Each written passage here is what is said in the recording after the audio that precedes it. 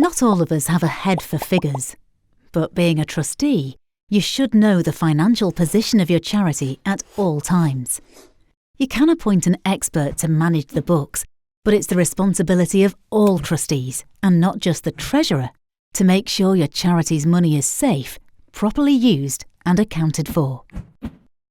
At the Charity Commission, we register and regulate charities in England and Wales.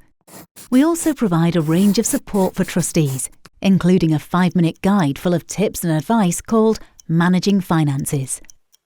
The guide explains how keeping accurate records, for example of your charity's income and spending, will help you keep track of your charity's finances and help you prepare your charity's accounts. It recommends practical tools like an internal financial controls checklist, which will help you and other trustees gain greater control over your charity's finances. And if your charity doesn't spend all its income, the guide explains the rules on what can happen to the surplus.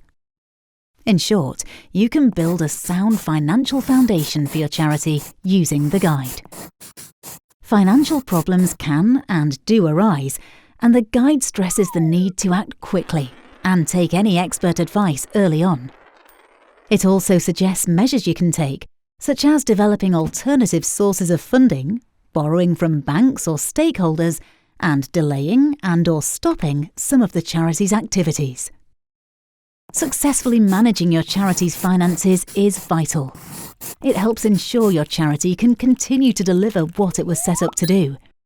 And that means the communities and causes that your charity was created to help benefit.